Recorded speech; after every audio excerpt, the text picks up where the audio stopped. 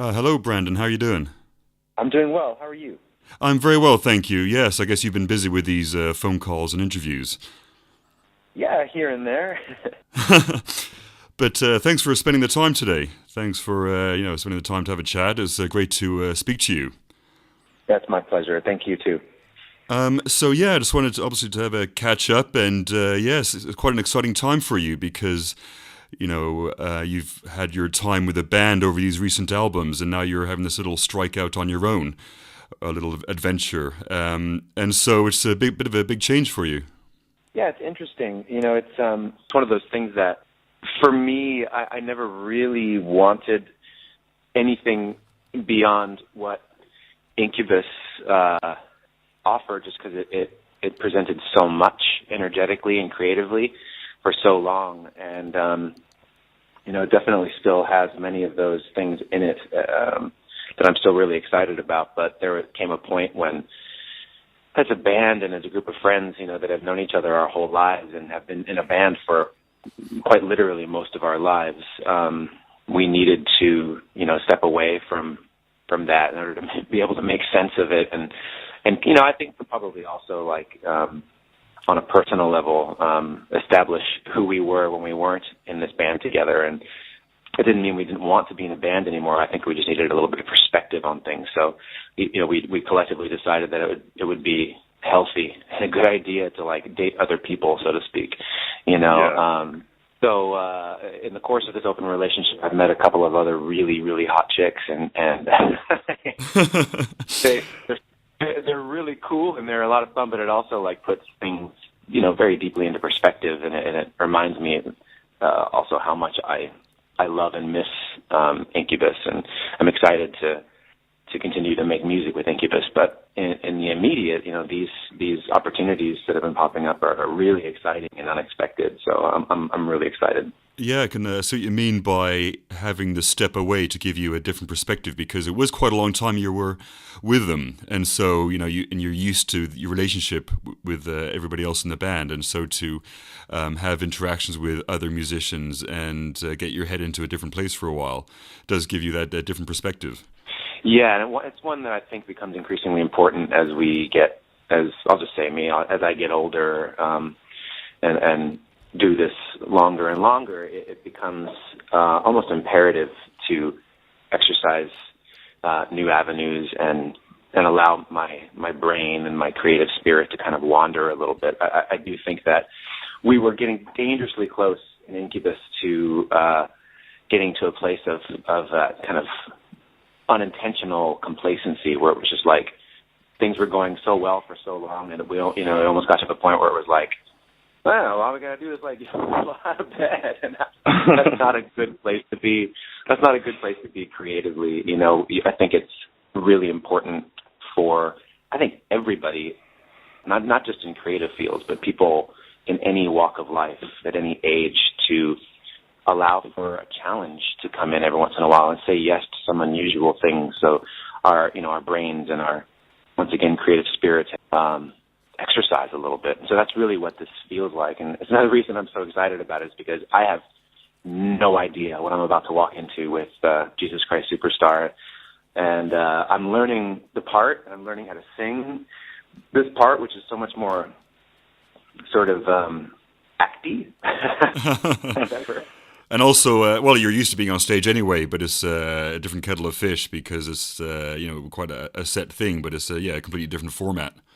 Yeah, and there's also, I have some pretty big shoes to fill with the people that have played this part historically, and the last guy that did it, Tim Minchin, I've been watching, the most recent performance on the DVD of Jesus Christ Superstar, and he just killed it. It was so good and so convincing, and I just actually met him this week and sat down with him, and he was giving me pointers, and we were exchanging, war stories about being on the road and stuff, and it actually made me more excited to approach this. So I'm kind of over the moon about it at the moment, because I grew up listening to Andrew Lloyd Webber through my parents, and my parents were in theater. Okay. But, I never really had too much of a sort of theater ambition in me. but I loved the music. I always loved the music of Jesus Christ Superstar and Phantom of the Opera and Cats and all these things. I was like a child listening to it in the car, and so it was actually really cool for me, like, to tell my parents about this, because they were both more excited about it than I was, actually. Well, yeah, but I guess it's a good opportunity because, as you say, you've had such a long time in one field, and then if you're branching out to do other things, then what an opportunity to do something so different. But then at the same time, come back to a kind of full circle to something that you had some origins with when you were young, and connection with your parents as well. So it's like a kind of nurturing vibe in some level, but also, yeah, as I say, coming back to something. Yeah, it definitely has a full circle vibration about it, and I like stuff like that. I like when there's sort of a weird cosmic loop that takes place. Well, there's been so much of that at the moment in terms of everybody's learning experiences about, as I've spoken about on my show actually quite a few times over the past few weeks and months, because there's been so many different energies and steps that people have gone through and had to. And also there's like these sort of collective waves that you find that lots of different people have the same experiences, or at least their own learning experiences of the perspective about their own issues or their own journey that they've had to face and work through. Yeah, I think that those things are always there for us. It's just a matter of if we're ready and or perceptive or receptive enough to recognize those opportunities as they pop up. And so, yeah, I'm thrilled to be able to step into one of those opportunities and recognize it as a sort of a full circle completion kind of a thing. Yeah. How much of it was sort of planned, or is it just a case of getting all that you needed to with the band out of the way, and then you've had this space afterwards, and then you kind of saw what was available? I mean, you obviously your project with Sons of the Sea, was that planned, or is it just as I say, when you get into this space that you sort of saw what was available and you felt what you wanted to step into? This was more, and Sons of the Sea as well, it was kind of a happy coincidence. When we decided to take a break, being on the road and making albums just for a time with Incubus, I didn't know what I was going to do, and I didn't care. I just knew that it would be wonderful to unpack and sort of settle in at home and kind of get to know my family again and surf. Yeah, and then I think I took about a week or 10 days where I didn't do anything, and then all of a sudden, like, all these song ideas start creeping in again, and at the same time, all these sort of visual works started to kind of spill out into my sketchbooks and onto canvases and stuff, and then so I started putting together what was my most recent book.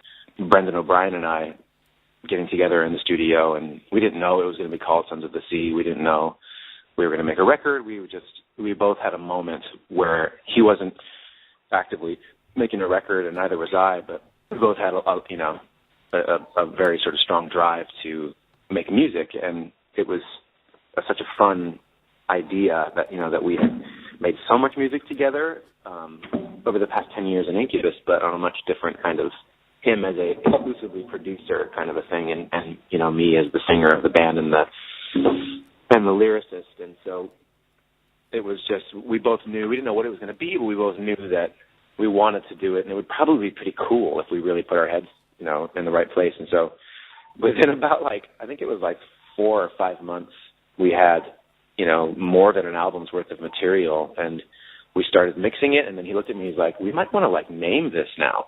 It might be time to actually call it a band. Yeah. So that's when I came up with the Sons of the Sea thing, and then it was what do we do? Do we try and get a record deal, or do we what do we do now?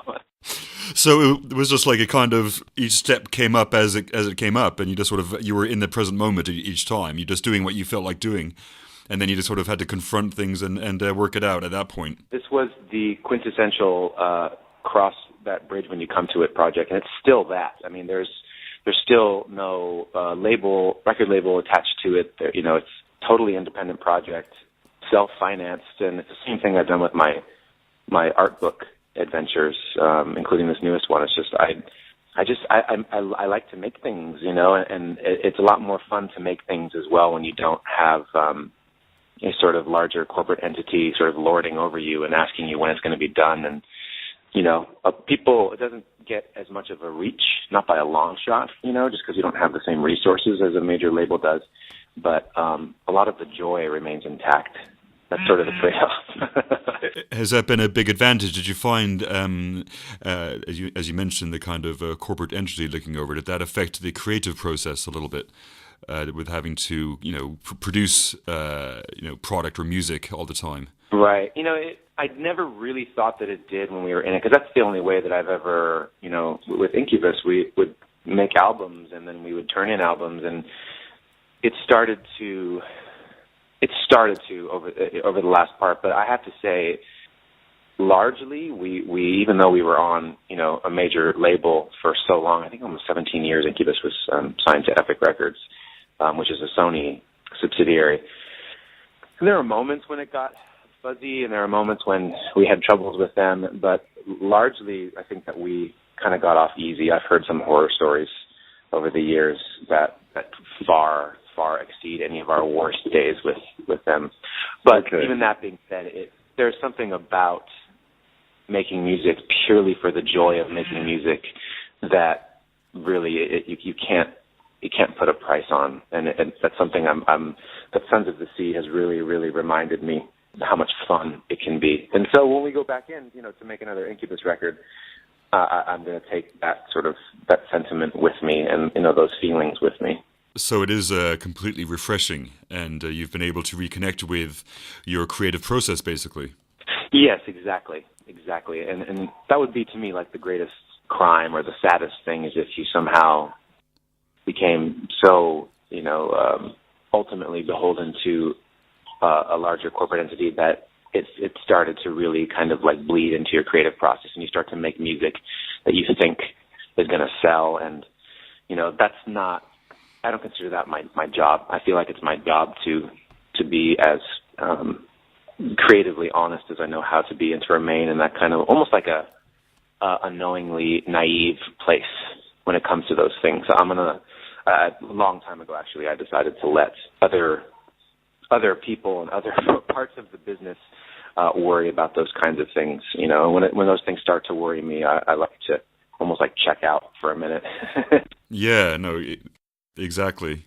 So it's great that you're able to connect with ways of expressing, as you say, with your art book.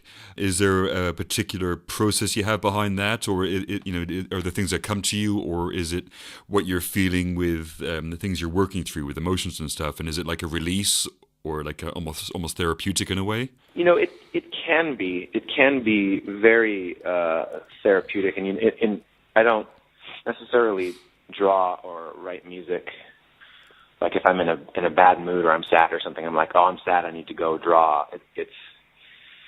It's almost unintentionally cathartic. I just usually feel like a surge of some kind of inspiration, whether it be good or bad, and my outlet has always been pen to paper in some regard.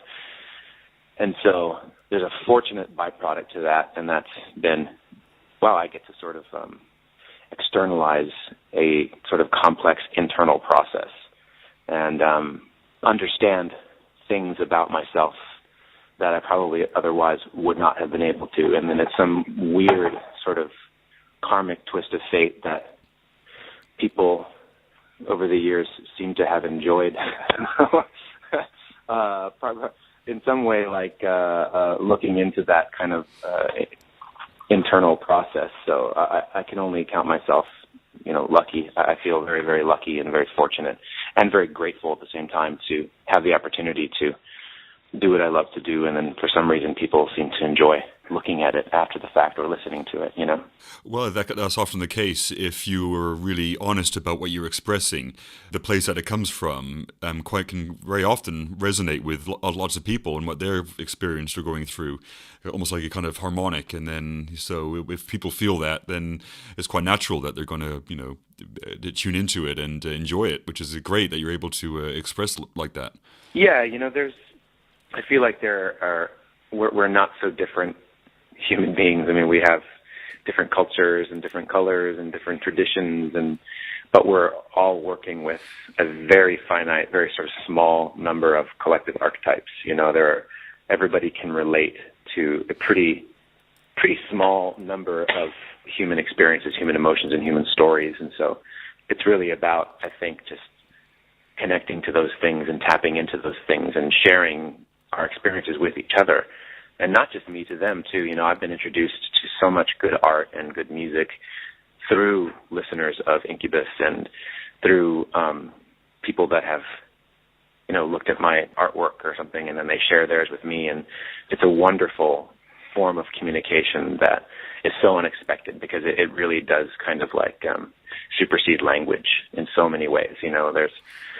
With words we can express a lot, but they're still only words. And so once we start working in symbols and in drawings and in these deep sort of upwellings from our unconscious, there's so much more that can be communicated, and in such beautiful ways too. Yeah, for sure. And, similarities, and we can see our collective, as I say, similarities, or there's something that kind of unites us and that we each tap into, and through sharing that really comes out. And also healing as well, just by sometimes expressing what we're going through. Sometimes people have a familiarity with it when they understand what it is, and then they can either sympathize with it or offer some sort of contribution to heal it. And or, as you say, when you're sharing art and it kind of resonates with other people and they share theirs with you, and there's that kind of harmony again. And it's wonderful, as we kind of, I feel like as a species, we are moving towards this kind of oneness, and through art and music, it's always a great way to do that. 100% agree with you. When you said you were recording with Brendon, with Sons of the Sea, did you have in mind all the musicians that you met, or was that a case of just certain people came up and you knew you were going to work with Brendon anyway? So was that just a different experience working with different people? It was largely. I'm a fan of Brendon O'Brien, and that I grew up with, that made me want to be in a band, and so I have this. He's a friend, and I feel really lucky to have him as a friend, but he's also kind of like a musical hero of mine at the same time. So for me, there was no other person that I was really interested in working with at this very moment. Because most people know him as a producer, which he's, one of the best in the world, but I don't think as many people realize that he is as ridiculously talented as a musician as he is. And so all of the guitar playing, bass playing, and keyboards and pianos that you hear on the album, most of the piano, I should say, are Brendon. That's him just going crazy in the studio, and me, with him in the room, like nodding enthusiastically, yes, that does sound good. And then all of the singing and the lyrics, and we just put our heads together, and we just got really fun, weird stuff out of it, and we're still actually writing off and on. And when we're both about to get busy again, but when we have another moment, I don't know when that's going to be, but it's so much fun making music with him. So for me, he was the only person that I wanted to make music with, and really the only other person that plays on the album. There's a guy named Jamie that played piano on the track Avalanche, and then I played all the drums initially on the record. And we were actually already mixing the album, and the drums sounded really good, but then I started to get this almost like a little pang, like maybe we should hire a real drummer and the songs might sound better. And right as I started to have that realization, our friend Josh Fries poked his head in the studio, and he was working in a studio down the hall. And Brendon said to him, "Hey, what are you doing right now?" Like 2 or 3 days later, Josh had played all of the drum parts that I wrote, and they sounded like 300 times better than I could have ever executed. So it was a lot of sort of happy coincidences with this album. It sounds like a part of that, process of as you've gone into this new space and a new little path. That sounds great. Was there a particular, feeling with the change in style? Was that something that you've always felt like, a kind of particular style that you wanted to express or step into? It was not as much a conscious effort as far as like stylistically what the record was going to sound like. It was more like just we were in the moment, we were in the flow of things, and there were only a couple of moments when certain sounds on the guitar we thought were a little bit too like Incubus sounding, but that really, I think it happened twice in hundreds of moments. So there wasn't too much danger of what Brendon musically was recording was going to sound like what we do with Incubus, because, you know, Incubus is a thing. It's like what we make together as a collective has a very distinctive thing, and I think that for me as a writer, it brings out something in my voice and in the way that I write lyrics that is very much a thing. So you can hear, I think, through lines in the singing and in some of the stylistic elements, but largely the music that Brendon and I wrote together just brought something out in me that was more, I don't know, pop. That's really, for want of a better term, it's such a bad word in this day and age, you know. But I personally, I'm not afraid of the word anymore, because it only means what you infuse it with. So when I say pop, I'm referring to like the Beach Boys or the Beatles. Yeah. And there were things that the riffs, the guitarists that Brendon was showing me, they were bringing out things in me that would not have come out otherwise. Does that make sense? Yeah, and there's so much variety within pop as well. There's nothing particularly wrong with the expression, because it's popular music, and that can incorporate everything from Weezer all the way into kind of, you know, power pop and, you know, other sort of variations. So, you know, it's maybe it does encapsulate it quite well. Yeah, you know, it's one of those words where it's almost like it could stand to be taken back in certain ways, you know. Yeah. There are certain things culturally so kind of like heavily connotated in one direction. I mean, even like the word God. I mean, it's become in so many circles like a bad word, and all that really is. I mean, it's just that is perhaps the most heavily connotated word in language. It's the one that we fight over the most, but all it really is doing is, in a very small amount of space, trying to describe a process.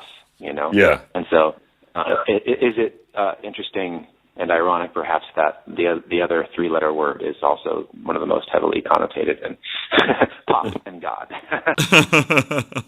Well, yeah, exactly. You get these little resonances. Yeah. So, do you have any idea of the next step, or is it just literally you're just enjoying each moment and you know, and being then aware of how you're feeling in each moment, and then you're tapping into that, and then you take the step that you feel like you want to do?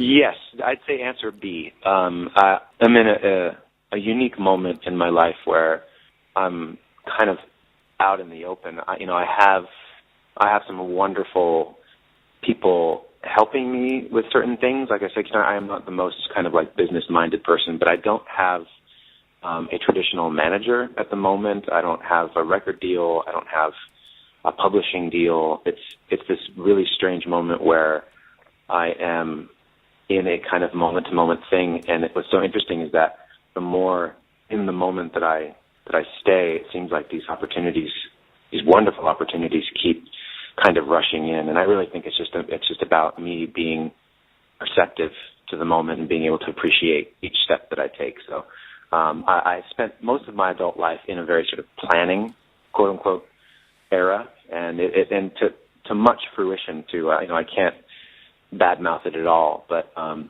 planning definitely leads to expectation, and expectation leads to stress, and stress. Yeah, and unhappiness. Yeah, that's another thing I've talked about a lot recently, is like expectation and anything that where you're looking too far ahead. And I've been in that space a little bit recently of thinking about all the things that need to be done coming up, but then it takes you out of the present moment, and in the present moment, that's when all the contentment and more pieces. And so it sounds like, you know, you're in that place, and yeah, it's really lovely to hear. And you sound very relaxed and sound like you're enjoying every moment. So that's nice.